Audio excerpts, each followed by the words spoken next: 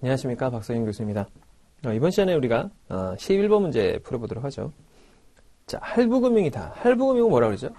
돈 빌려주는 거예요. 돈 빌려주는 거. 그러니까 돈을 빌려줘서 이 사람이 구매를 하는 겁니다. 그러니까 예를 들어서 뭐 차다. 그럼 차를 살 돈을 빌려주는 거죠. 뭐 1억이다. 1억을 빌려주는 거고 얘가 차를 사는 거죠. 그러니까 리스나 렌탈은 반대죠. 리스나 렌탈은 요거의 할부고, 리스나 렌탈은 자기네들이 차를 사서 차를 빌려주는 거죠. 그죠? 그래서 우리가 이런 걸 뭐라고 그래요? 물적 금융이다 라고 했고, 할부는 그냥 돈 빌려주는 거예요. 돈 빌려주는 거. 자, 1번. 할부 금융을 사용하기 위해서는 할부 금융회사와 매도자가 금융계약을 맺고 할부 금융회사와 이용자가 할부 금융계약을 맺어야 이를 인정받을 수 있으며, 물건의 구매 대금은 매도자가 아닌 이용자에게 직접 지급해야 된다. 자, 물건의 구매 대금은 매도자가 아닌 이용자에게 직접 지급하는 게 아니라, 자, 이거는 얘가 사는 거예요. 그러니까 구매자가 직접 대금을 지급하는 겁니다. 그래서 자, 매도자에게 직접 지급을 하는 거죠. 그러니까 판매자를 자기가 내는 거야. 자기가 사는 거예요. 물건을 사는데 돈만 빌려받는다라고 했죠. 자, 그래서 할부금융은 소비자가 고가의 내구 소비재를 구입할 때 금융회사가 판매자에게 대금을 대신 지급해주고 소비자로부터 대금을 분할 회수하는 방식을 말한다 이거죠. 자, 기업이 구매하는 차량, 기계 장치를 담보로 구매 자금을 빌려주는 형식이므로 소유권은 구매자인 기업에게 있다. 그러니까 돈 빌려주니까 얘가 소유권이 얘한테 있는 거죠. 그쵸? 그러니까 얘네가 이제 기업이라고 하면 기계를 산다. 돈 빌려주고 기계 사는 거다. 얘는 뭐다? 여기다 돈 빌려준 이자 내는 거야, 이자. 그쵸? 그러니까 소유권도 여기 있고, 그 다음에 이용에 관한 어떤 걸 해야 돼요? 절차를 밟는다거나, 아니면 이용에 대한 이용에 대한 어떤 세금이라든가 아니면 관리 감독 이런 건 다 소유권을 갖고 있는 기업에서 알아서 하는 거죠. 세 번째, 할부거래에 관한 법률을 적용받는 할부금융거래의 채무는 일정한 경우에 채무자에게 할부금 지급을 거절할 수 있는 항변권을 인정할 수 있다. 이러한 권리는 서면으로 통지하여 법적 효력이 발생하는데, 기업이 상행위를 목적으로 할부금융을 이용한 경우에는 항변권을 행사할 수 없다. 그러니까 기업이 상업적인 목적으로 뭔가 이제 기업을 운영하기 위해서 기계장치나 이렇게 빌린 거예요. 그럴 때에는 항변권을 이용할 수 없다는 거죠. 할부계약으로 대상 물건을 구매하는 경우 취득세, 납세 의무자는 구매자인 기업이 되면 등록 면허세 역시 등록 명의자인 기업이 된다. 자, 그래서 할부계약으로 대상 물건을 구매하는 경우 취득세, 납세 의무자는 기업이 되며 등록 면허세 역시 등록 명의자인 기업이 된다. 그죠? 얘네가 사는 거야. 돈만 빌려가지고. 그러니까 얘네가 취득세도 내고 등록세도 내고 다 이렇게 한다는 거죠. 그러니까 등록세가 지금 없어졌는데 아무튼 다 낸다 이 얘기죠. 자, 자동차 리스에 관한 설명인데요. 리스는 금융 리스하고 운용 리스가 있다라고 했죠. 근데 차는 대부분 다 운용 리스가 많습니다. 금융 리스가 없는 건 아니에요. 있어요. 이건 절세적인 측면에서 좀 필요할 때 이용되기도 하는데, 운용 리스가 더 많죠. 왜냐? 타다가 갈아타려고. 타다가 내 마음에 안 들어. 차가 3년 정도 되면 말씀드렸잖아요. 진부화도 되고 풀 체인지업이 돼요. 그러니까 바디가 다 바뀌어. 그러니까 아예 그냥 다른 차로 바뀐다고 보면 돼요. 그러니까 그게 이제 별로 안 좋으니까 내 차가 이제 구식차가 돼버리잖아요. 그러니까 이제 그런 신차에 대한 어떤 니즈 이런 것들이 운용 리스를 많이 하죠. 렌탈도 장기 렌탈 하면 돼요. 장기 렌탈 하면은 이제 하나, 허나, 호가 붙으니까 좀 안 좋죠. 그러니까 리스를 많이 합니다.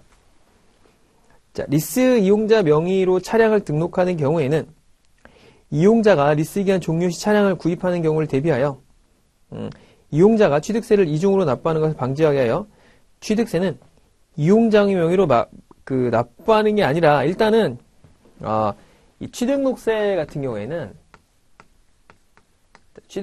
일단은 차량을 샀잖아요. 누가? 리스 회사가 샀어요. 그렇죠? 리스 회사가 샀기 때문에 리스 회사가 먼저 내는 거예요. 리스 회사 명의로 이제 납부를 합니다. 이용자 명의로 납부하는 게 아니라.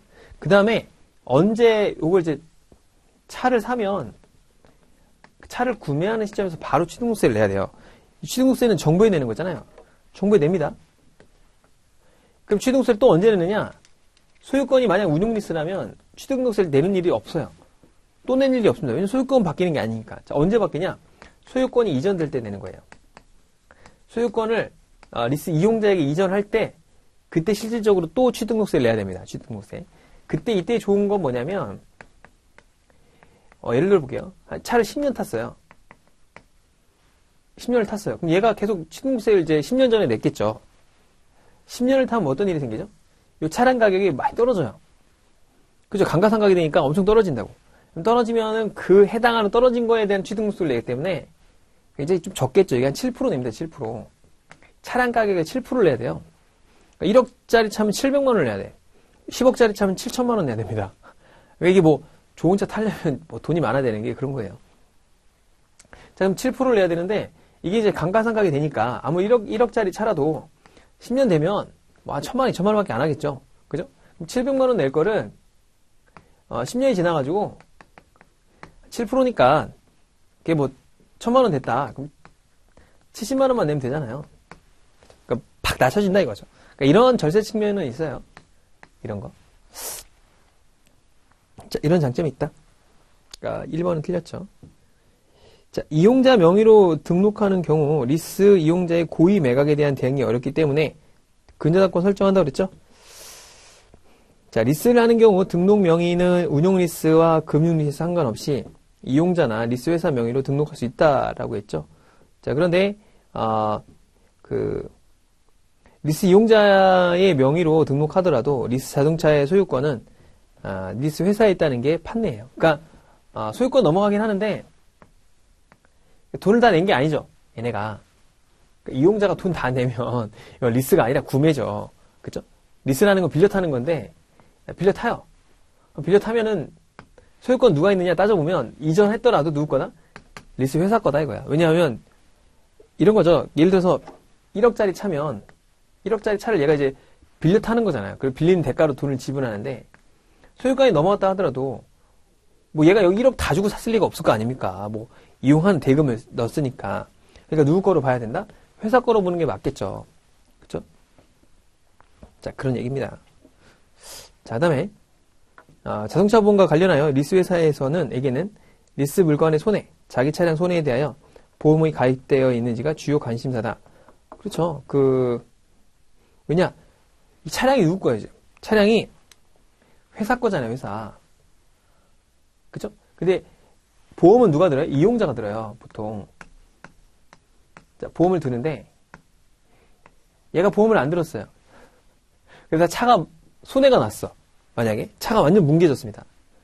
그럼 차는 누구 거야? 얘 거야. 얘가 망가뜨렸어. 얘가 배째는 거죠. 나 없어. 가져가려면 가져가고 나 돈 없어. 배째면 차량도 날아가고 돈도 못 받죠. 그러니까 얘가 보험을 잘 들어야 돼요. 보험을 드는데 얘네들 어떻게 하느냐? 일반적으로 종합보험을 들지 않으면 리스를 안 해줘요. 얘가 의무적으로 원래는 책임보험이라 해서 우리나라는 2가지만 들면 됩니다. 대인배상 원하고 대물만 들면 돼요. 그런데 종합보험을 들게 한다고. 그러니까 자차보험이라고 해서 자차보험이 비싸요. 그러니까 자기 차량 손해보험이 굉장히 비쌉니다. 그러니까 보험료의 한 80%가 이거예요, 이거. 그러니까 보험료가 보통 외제차는 100만 원 넘거든요. 그러면 자기 차량 손해가 한 60만 원 돼요, 보험료가.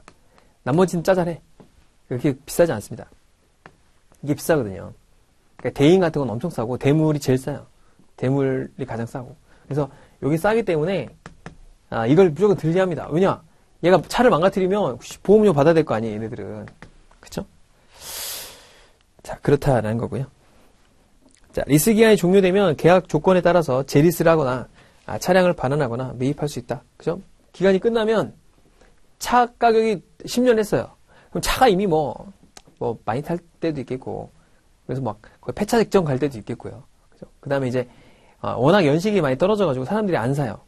그러니까 얘한테 싸게 이렇게 사게 해주는 거예요. 혜택을 주거나 아니면은 뭐 다시 받아가지고 뭐 이런 렌터카 회사나 이렇게 넘겨버리거든요. 거기서 이제 쓰게끔 많이 하죠.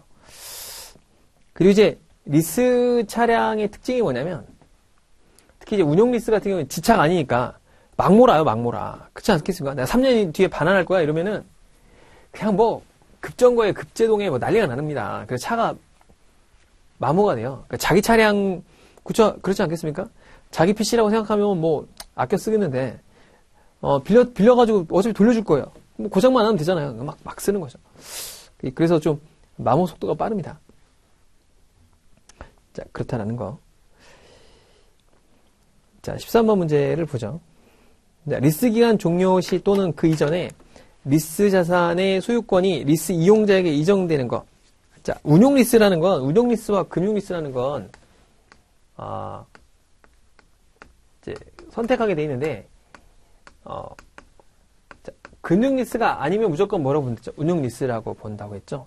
그럼 금융 리스가 되는 조건들이 있다고 그랬어요. 뭐 상당한 기간이라든가, 아니면 상당한 어떤 요건이 있다고 그랬죠? 상당한 부분이라고 해서, 상당한 부분은 뭐예요?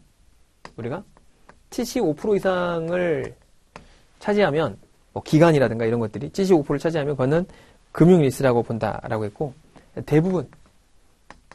대부분을 사용한다라고 하면 90% 이상이라고 했죠. 그렇죠? 그러니까 그걸 쓰면은 금융 리스, 그 이하는 뭐 운용 리스다라고 했고, 그 다음에 이 마지막에 리스 기간이 끝났을 때 연가 구매 선택권 뭐 이런 것들이 있으면은 뭐로 본다? 금융 리스가 된다라고 했고, 그 다음에 요 기계나 이 빌리는 게 무조건 이 회사를 위한 거야. 그러니까 이용자만을 위한 거. 이용자만을 위한 그런 상품이면 이거를 리스가 끝나면 어디 팔 데도 없어요. 그러니까 이제 이것도 뭐로 보죠? 금융 리스로 본다 라고 했죠. 자, 1번 리스가 종료됐어요. 자산을 이용자에게 넘겨요. 그럼 그건 뭐예요? 금융 리스겠죠. 자, 리스 실행일 현재 최소 리스료를 이자율로 할인한 현재 가치가 몇 프로 이상이죠? 90% 이상이면 되겠죠? 그러니까 70%니까 요거는 운용 리스죠. 70%니까. 그러니까 상당한, 대부분, 요거에 다 안 들어가요. 그러니까 70%인데 보통 리스료는 몇 프로 이상? 90% 이상이라고 했죠? 그러니까 2번은 운용 리스가 되고요. 자, 그 다음에 리스 내용 연수의 상당 부분. 그러니까 리스 내용 연수. 예, 상당 부분을 사용하면. 그러니까 예를 들어 이런 거죠. 차가 있는데, 차가 연식이 총 내용 연수가 10년짜리예요. 근데 얘가 8년을 써버렸어. 그럼 80%잖아요. 그런 것들은 뭐다? 금융 리스다, 이런 거고요. 자, 리스 실행일 현재 연가 구매 선택권을 행사할 수 있다. 그러면은 금융 리스죠. 자, 리스 이용자만이 중요한 변경 없이 사용할 수 있는 특수한 용도, 그죠? 특수 용도. 이런 거죠. 자, 그래서 뭐 그런 얘기 있잖아요. 신발에 라벨을 찍는 기계가 있는데 나이키 거야. 나이키만 찍을 수 있는 기계예요. 그걸 내가 리스를 했어요. 그럼 이걸 리스 기간 끝나면 아디다스나 이런 데 리복에 살 수가 없잖아요. 이건 나이키만 쓸 수 있으니까 그런 것들은 뭐다? 금융 리스로 봐야 된다. 라고 설명을 했습니다. 자, 14번 문제. 요거 많이 나온다고 했잖아요. 요거 굉장히 많이 나오고, 이런 문제는 매년 뭐, 심심하게 나오는 게 바로 이런 문제죠. 2회에 걸쳐서 한번, 어쩔 땐 연속으로 나올 때도 있습니다. 자, 일단은 얼마 빌렸어요? 15만 불을 빌렸습니다. 1억 5천만 불이네. 1억 5천만 불을 빌렸죠. 그 다음에 금리는 3개월. 리보 더하기 몇 프로예요? 2.5% per annual이죠. 2.5% per annual 1년당 2.5%다 라는 거고요. 자, 제일 중요한 건 만기라고 그랬죠. 만기가 몇 년이냐? 그러니까 대출 1억 5천만 불을 이 전체로 통으로 받고 있는 시간은 사실 요게 이제 일시로 받으면 6년이 맞죠. 거의 6년 동안 받았다고 하니까. 그렇죠? 일시로 다 받았다. 그럼 6년인데 그게 아니라 자, 일단 인출 기간은 1년 걸렸죠. 1년. 그죠? 1년 동안 평균적으로 쭉 받은 거예요. 그러니까 요거를 이제 나누면, 1년으로 나누면 사실은 요게 1억 5천만 불을 딱 처음부터 받는 거랑 1년 동안 천천히 받는 거랑 뭐가 더 이자가 적어요? 1년 동안 천천히 받는 게 훨씬 적겠죠. 그렇죠? 자, 그런 거고요. 그다음에 거치 기간은 2년입니다. 2년. 그러니까 2년 동안 전부 다 풀로 이 금액이 있겠죠. 내가 이자를 납부했겠죠. 그 다음에 상환은 또 어떻게 돼요? 상환은 몇 년 동안에요? 3년에 걸쳐서요, 또. 그러니까 이때 평균적으로 쭉 상환하니까 이 기간 동안에도 대출 원금이 얼마가 되는 거예요? 이때는 1억 5천이 다 아닐 거 아닙니까? 좀 줄어들겠죠. 그러니까 이걸 갖다 나눠보면 어떻게 되냐? 요거는 이제, 사실 대출 기간이 0.5년밖에 안 되는 거고, 요거 뭐예요? 평균적으로 상환하니까 1.5년밖에 안 된다 이거예요. 합치면 언제 돼? 대출 기간 4년밖에 안 된다 이거죠. 뭐가? 1억 5천만 불을 진짜 내가 갖고 있는 기간은 4년이다 이거죠. 4년. 자, 그렇죠? 그래서 그 내용이 나와 있는 겁니다. 자, 그 다음에 관리 수수료는 0.8%예요. 매니지먼트 피라고 해서 관리 수수료는 0.8%입니다. 근데 이게 매년 발생하는 거죠. 업프론트라고 해서 우리가 매년 발생하는 거고요. 그쵸? 그 다음에 대리수수료. 대리수수료라는 게 매년 초에 한 번만 지급하는 3만 달러짜리가 있어요. 그래서, 에이전스 피라고 해서 소개비죠, 소개비. 그죠? 중개료, 이런 거예요, 중개료. 그래서 요게, 대리수수료가 3만 달러. 요거 이제, 처음에 이제 하면, 대출을 소개해줬던 애한테 이제 꽂아주는 거예요. 3천만 원 정도. 자, 그 다음에 부대 비용이 나오는데, 부대 비용은, 총 매년 나와요. 부대 비용, 대리수수료가 매년 나오네, 매년. 그죠? 매년 발생하고. 자, 관리 수수료나 이런 것들은 사실상, 몇 년 동안 발생하죠? 대출 금액에 따라서 0.8%가 발생한다라고 생각을 하면 되겠죠. 그죠? 자, 그 다음에 부대 비용은, 자, 여기 한 번 발생하는 거죠, 한 번. 거기에서, 총 10만 불이 발생합니다. 10만 불. 그죠? 자, 10만 불이 발생해요. 자, 관리 수수료는 그러면 총, 요게 몇 번이 발생하죠? 총 발생하는 거는, 이 발생 기간이 6번 발생하는데, 요게 0.8%가 이제 총 발생하는 기간은 몇 년 동안?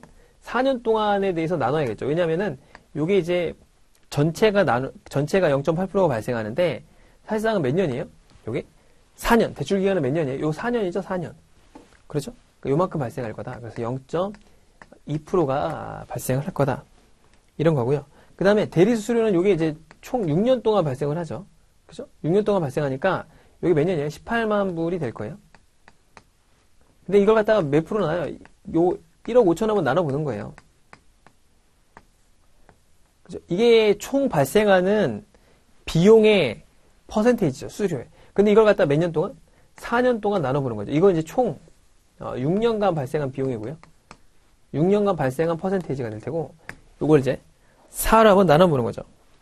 그러면은 1년당 나오는 게 나오니까, 그럼 이게 0.03% 정도 1년에 추가적으로 발생하는 거죠. 자, 그 다음에 요거는 이제 15만 불로 나눠보는 거예요. 이게 이제 총 대출 기간 동안에 발생하는 거니까. 자, 요게 이제 발생하는 퍼센테이지고, 이걸 이제 4년으로 나눠야겠죠. 왜냐면 대출이 4년이니까. 1년 단위로 지금 환산하는 거니까.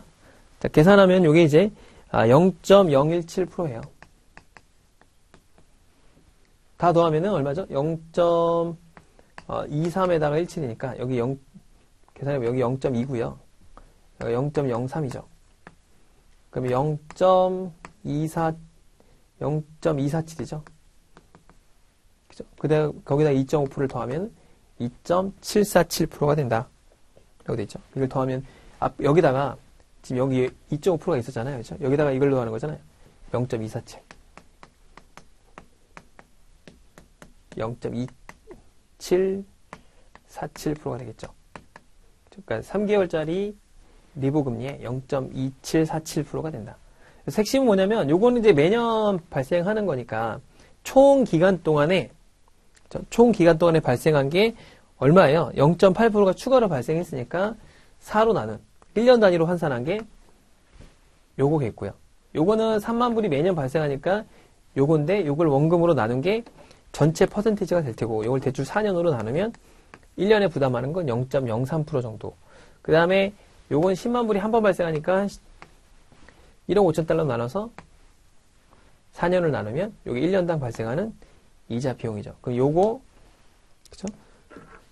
매니지먼트 피, 그다음에 에이전시 피, 그다음에 부대 비용, 그래서 익스펜스 피 이렇게 갖다 합친 걸 갖다가 포켓 익스펜스라고 하죠. 합친 거를 원래 이자율 2.5% per annual을 갖다가 더해준 게 바로 비용이다. 내 비용이다. 그렇죠? 14번 문제는 정말 잘 나옵니다. 그래서 여러분들이 꼭 기억을 하셔야 돼요. 그러니까 이 대출 기간을 잘 생각해 보면 왜 이게 6년이 아니고 3년이 되는지 기억을 할 수 있겠죠. 선박 리스에 대한 문제인데요. 1번. 선박의 소유권은 리스 회사에 있으므로 회사의 명의로 등록해야 되고요. 성급 협회에 입금해야 되는데 이 모든 절차는 누구 책임이라고 했죠? 아까? 리스 이용자. 그렇죠? 리스 이용자의 책임이다라고 했죠. 리스 회사 책임이 아니라 네가 쓸 거니까 네가 돈 내는 건 네가 해. 라고 했죠. 자, 리스 기간 장기고요. 금액이 크겠죠. 그렇죠? 배가 뭐 한 척에 뭐 몇천억 갑니다. 뭐 조 단위도 있어요. 특히 유조선이나 이런 것들은 엄청 비싸고요. 우리나라 항공모함이나 이런 거 제작할 수는 없는데 이지 싸움 몇 조죠, 몇 조입니다. 그 다음에 뭐 항공모함 이런 건 뭐 가치로 따질 수가 없고요. 만들 수도 없어요. 그 만들면은 이게 핵 항공모함이라고 해서 핵연료로 가요. 그게. 그래서 우리나라는 못 만들게 해놨죠. 자, 세 번째 신청 기업은 사업 계획서를 제출해야 되고요. 그 내용에는 장단기 용선 계약 및 항로와 운항 계획, 뭐 도입 선박의 예상 수지. 그러니까 이걸 빌려가지고 배를 빌립니다. 배를. 그 배를 빌리는 게 선박 리스죠. 배를 렌트라는 거예요. 렌트, 그죠? 렌트를 해가지고 렌트비로 주는 게 뭐다? 용선료라고 했죠. 그런데 얘가 사업을 해야 되잖아. 사업. 뭐 용선료를 뭐 그럴 수 있겠죠. 자기가 빌려가지고 취미생활로 이렇게 놔둘 수 있는데 그런 게 아니잖아요. 얘가 빌려가지고 사업을 해서 돈을 줘야 되잖아요. 용선료를. 이 한두 푼이 아니거든요. 그러니까 이게 사업을 얼마나 잘하냐. 사업성을 평가하는 거죠.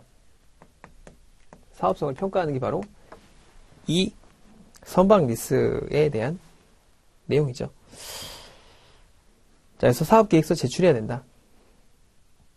자, 선박 리스 물건은 모두 선박이 가능한데 그 리스 대상이 되는데, 자, 국적선이나 소형 중고선 규모가 적합하다. 그래서 국적, 그러니까 해외로 나가는 선 배나 너무 큰 배들, 그다음 새 배들은 안 된다 이거죠. 그러니까 새로운 배는 비싸기도 하고 이런 걸 리스해주기도 애매하죠.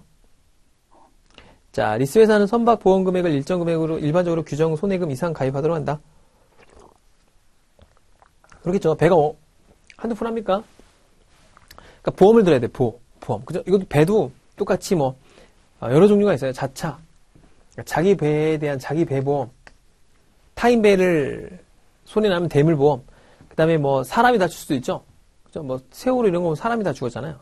그런 것. 그래서 남의 그 배에서 발생하는 어떤 그런 인적 보험, 그 다음에 자기 배에 탄 사람들이 죽는 거, 그 다음에 이 또 특수하게도 이 장비들이 비싸요. 배랑 장비랑 선원은 분리되어 있습니까? 배 이런 거죠. 내가 배만 빌려도 돼요. 배만 빌리는 게 있고, 그 다음에 배하고 장비를 빌려요. 배를 운행하려면 무슨 소나나 뭐 이런 게 다 필요합니다. 장비를 따로 빌려야 돼. 그 다음에 선원을 또 따로 빌려요. 뭐 선장, 선원 이런 애들이 뭐 아무나 탈 수 있나요? 우리가 다 가지고 배를 몰 수 있나요? 못 몰죠. 선장이나 선원 이렇게 따로 하는 거야. 그래서 플러스 연료도 엄청 들거든요. 그러니까 이걸 같이 한꺼번에 다 해도 되고요. 배를 빌릴 때 배만 빌려도 돼. 내가 뭐 운행도 할 수 있고 선원도 많아. 연료도 내가 어디서 공부할 수 있어. 장비도 내가 있어. 그럼 배만 빌리면 되고, 없어 그럼 다 빌리죠. 그렇죠? 그러니까 보통은 다 통째로 다 빌립니다. 그러니까 이걸 이제 보통 뭐 전기용선, 항해용선, 뭐 나용선 이렇게 불러요. 그러니까 뭐 이렇게 빌릴 수 있습니다. 그러니까 이거에 따라서 뭐가 있어요? 다 보험이 다르죠. 그죠? 그래서 장비를 따로 빌려가지고 장비 보험이 따로 있고요. 그 다음에 이제 뭐 우리가 말하는 적하보험, 화물보험이 있어요. 화물 싣고 갈 거 아닙니까?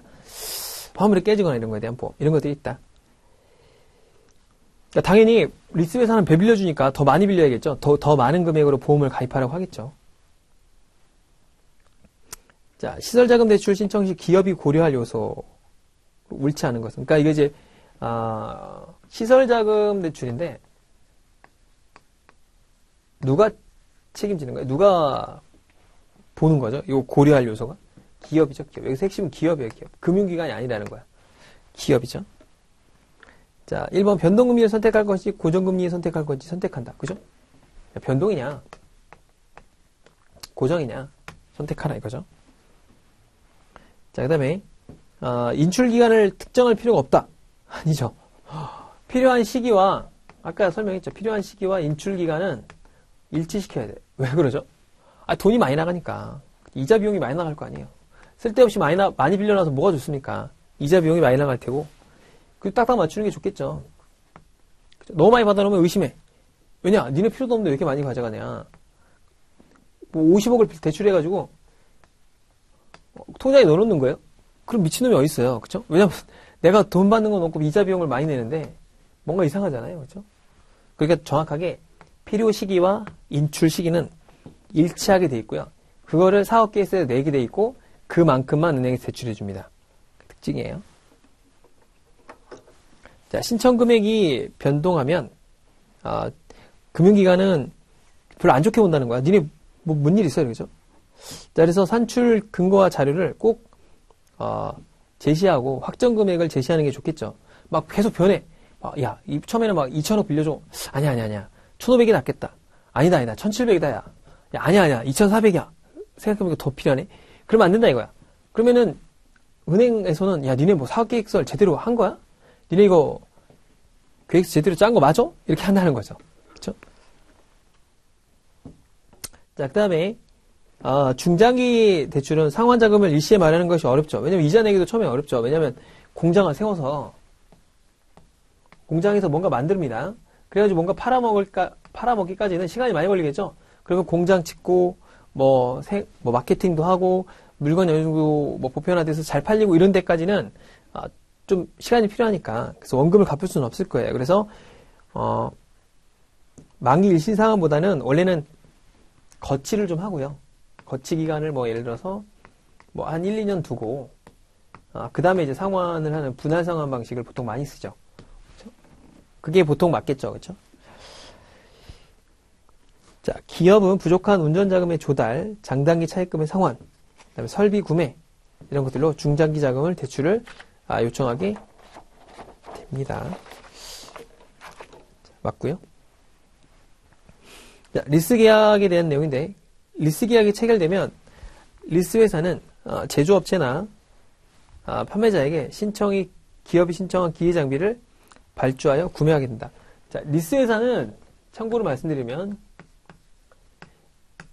이 물건을 갖고 있는 사람이 아니에요. 얘네가 물건을 만드는 게 아니죠. 물건을 판매하는 판매자. 일종의 거기서 얘기하는 게 공급자죠, 공급자. 공급자는 따로 있는 거예요. 기계장치를 산다. 그럼 기계장치를 만드는 회사는 따로 있고, 리스 회사, 이 회사에서 이 기계장치를 사서, 이용자에게 이제 빌려주는 거죠. 그래서 얘한테 사는 돈을 빌려주는 게 대신에 얘는 물건을 사고 거기에 대한 물건을 빌려주는 대가로 이용하는 게 리스 회사죠. 그러니까 얘가 얘한테 기계 갖고 와라 라고 기계 발주를 하겠죠. 기계 발주를 할 거다. 자, 그 다음에 기업이 납부하는 리스료는 물건의 구입대금 이외에도, 그죠? 그러니까 물건을 사는 구입대금, 이자, 각종 비용, 수수료, 공과금 이런 거 다 포함되는 거예요. 자, 그 다음에 형식적으로는 임대차와 비슷한데요. 실질적으로는 물적 금융이므로, 그러니까 물건을 빌려주는 거예요. 돈 빌려주는 게 아니고 물건을 사서 물건을 빌려주죠. 물건을 빌려주잖아, 물건을. 그래서 물적 금융이다. 자, 그 다음에 비전형 계약이고 따라서 민법의 임대차에 관한 규정이 바로 적용되지 않기 때문에 대부분의 판례이다. 그러니까 이쪽에 좀 전형적이지 않은 거래죠. 비전형 거래죠. 그렇죠? 그러니까 특수한 거래예요. 이걸 개발한 사람도 대단한 것 같아요. 그러니까 이런 방식을, 이 리스라는 어떤 물적 금융의 형태를 개발한 사람도 사실은 대단한 거죠. 왜냐하면은, 누구든지 다 돈 빌려줄 생각을 하지, 물건을 사서 빌려줄 생각은 못할 거 아닙니까? 그쵸? 그렇지 않나요? 굉장히 똑똑한 사람인 것 같아요. 이거 만든 사람은. 이게 나오면서 굉장히 다양한 금융기법들이 나오죠. 다양한 혜택들도 나오고. 자, 그 다음에, 리스는 제공자가 특정 자산의 사용권을 일정 기간 동안 이용자에게 이전하고 그 대가로 사용료를 지급한다. 맞고요. 자, 계약 보증금은 일반적으로 만기에 기업에게 돌려주거나 원금 잔액과 상기한다. 그러니까 보통은 이 이용자는 리스 회사를 이용할 때 보증금을 냅니다. 일정한 보증금을 내고, 그렇죠? 그 나머지 금액에 대해서 상환을 해나갑니다. 원금 이자를 같이 상환하거나 하겠죠. 만약에 이제 보증금은 막판에 돌려주거나, 아니면 갚을 돈이 적어. 아니면 물건을 사가려고 그래. 나머지 연간 구매할 수 있다고 했잖아요. 그 사갈 때 차감한다 이거죠. 자, 리스 이용자는, 재무상태표 차변에 비유동자산, 대변에 리스 차입금을 회계 처리하고, 금융리스인 경우에는 별도 회계 처리가 없다. 반대로 얘기했죠. 자, 우리가, 금융리스는, 자, 조심할게, 단어를. 자, 이용자가 비유동자산으로 가져오고요. 그 다음에 여기에 대해서 감가상각을 하죠. 감가상각을 하는데, 자, 요 운용리스의 경우에는 누가 한다 그랬죠? 리스 회사가 한다 그랬죠? 리스 회사가 요 처리를 한다 라고 했습니다. 자, 신디게이트 론을 볼 때 진행 절차에 관한 설명으로 가장 옳은 것이 뭐냐? 일단 뭘 한다고 했죠? 제안서를 만들고, 그 다음에 이제, 주관사 은행을 선정하기 위한 맨데이트를 발행합니다. 그죠? 그 맨데이트를 가지고 주관사 은행이 되면, 주관사 은행은 뭘 한다고 그러죠? 각 참여 은행들을 모집하기 위한, 인포메이션 메모랜덤을 만든다고 그랬죠? 그래서 인포메이션 메모랜덤, IM을 작성해가지고, 대주단, 한마디로 이제 대출 은행을 만든다고 했죠? 그 여러 가지 은행들을 만들고 자금을 인출해서 대출해주게 돼 있죠.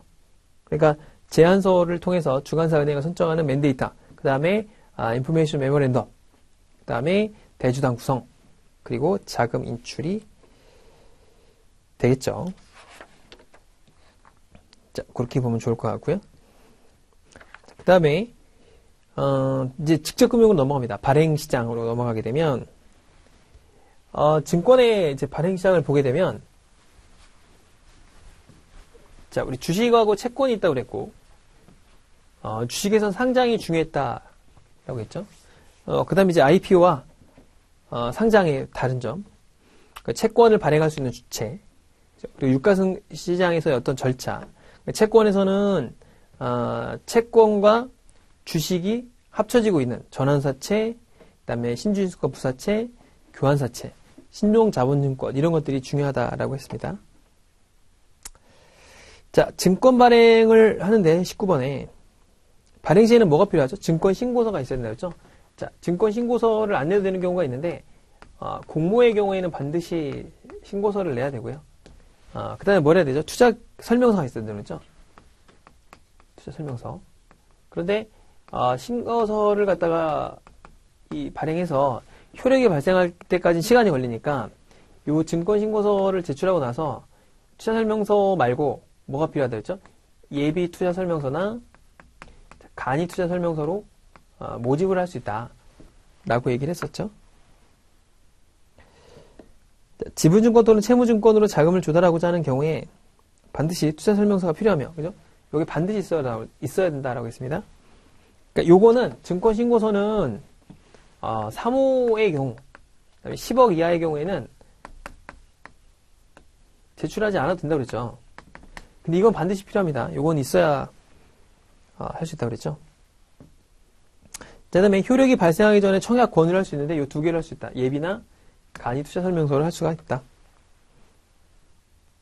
자, 투자자 보호가 필요한 모든 증권의 발행인은 모집 또는 매출 이전에 증권신고서를 제출해야 되며 국채, 지방채, 특수채는 예외다. 그렇죠? 그러니까 요걸 제출하게 되는데 정부에서 모집하는 걸 무슨 뭘 내고 뭐 그래요. 귀찮게. 그래서 국채나 지방채나 뭐 특수채 같은 경우에는 안 내도 된다. 자, 증권의 매각. 증권을 파는 건 언제 된다고 그랬죠? 반드시 효력이 발생한 후에 한다고 그러죠. 자, 효력이 발생된 후에 무조건 매각을 해야 됩니다. 그전에는 증권을 매각하면 안 돼요. 그래서 증권신고서 효력 후에 매각을 한다. 자, 증권의 모집과 매출을 위해서는 해당 증권의 청약 권유 행위가 선행되어야 되죠. 자, 발행 또는 매도 사실을 알리거나 취득 절차를 안내하는 모든 활동이 청약 권유에 해당합니다. 자, 그래서 4번이 틀린 거죠. 자, 그렇다라는 거고요. 자, 전환사채를 발행해 재무구조를 안정시킨 20번 문제. 이 패스는 신규 사업을 해서 전환사채를 보유하고 있는데 그 전환가에, 그러니까 전환사채를 보유하고 있는 투자자들이 전환을 하려고 그래요. 그래서 주식의 실질 가치를 하락하게 되는데 이때 전환가액을 조정해서 사채의 보유자들의 이익을 보호한다. 그래서 전환가액이 만 원이에요. 주식이 추가로 더 발행되면 이 기업 가치가 떨어지죠. 그렇죠? 예를 들어서 한 주밖에 없는 회사가 만 원의 가치를 갖고 있어요. 그런데 한 주를 더 발행했다라고 하면 사실은 이 기업 가치는 만 원으로 똑같죠. 주식을 발행했다 하더라도. 그래서 한 주를 5천 원을 조정해 줘야 된다 이거죠. 그렇죠? 그렇게 해야 전환가액이 바뀌는 거잖아요. 그래야 기존의 채권자들이, 그러니까 전환사채를 갖고 있는 사람들이 손해를 보지 않을 테니까 이제 그런 걸 막기 위해서 이렇게 전환가액을 조정해 준다 라는 거죠. 그래서 전환사채를 발행하게 되면 전환가격이 이제 발행 시 전환가격이 A1이에요. A1. 그러니까 여기 이제 만 원인 거죠. A1. 그걸 조정하게 되는데, 자, 그 다음에 유상증자 시 기준 주가가 B1입니다. B1. 기존 주가가 B1이에요. 기존 주가가. 그리고 신주 발행가가 얼마냐? 신주 발행 시 신주 발행가가 C1이에요. C1. 그리고 유상증자 시 권리락 주가가 D1입니다. D1. D1인데 여기서 증자 비율이 10%예요. 그러니까 원래가 100주였다면 110주가 됐다. 이 얘기죠. 그렇죠? 어떻게 계산하냐? 일단은 A1 현재의 주가, 그러니까 여기 이제 전환사채하는 전환 가격에다가 신주가 늘어난 것만큼 어떻게 되죠? 주가가 늘어난 것만큼 뭐가 되는 거예요? 이 기업 가치가 떨어지겠죠? 그러니까 전환 가액이 떨어질 거예요. 그래서 어떤 식으로 계산하느냐? 여기 이제 이런 개념이죠. 한 주 곱하기 만 원에서, 그렇죠? 한 주 곱하기 만 원이면 전체 기업의 총 주가죠. 그렇죠? 거기서 몇 주로 나눈대요? 합친 거, 두 주로 나누면 되잖아요. 그럼 주당 가치가 5,000원 줄어든 거 아닙니까? 그렇게 계산한다는 개념을 생각하시면 되니까 일단은 뭐야? 전체 가치가 요게 1.1 늘어난 게 1.1이죠. 곱하기 요게 이제 처음에 신주 발행가가 얼마야? C고요. 곱하기 B로 나눕니다. 요게 이제 현재의 원주 시가죠. 나눈 걸 갖다가 전체의 주식수는 얼마죠? 1.1이겠죠. 왜냐하면 늘어난 게 10%니까. 그죠? 그래서 A1에다가 이렇게 계산한다. A1 1.1 곱하기 C를 B로 나눈 거 곱한 다음에 나누기 1.1을 해준다. 이렇게 생각을 하면 될 것 같습니다. 자, 이번 시간에 20번까지 보고요. 다음 시간에 21번부터 한번 풀어보도록 하겠습니다. 수고 많으셨습니다.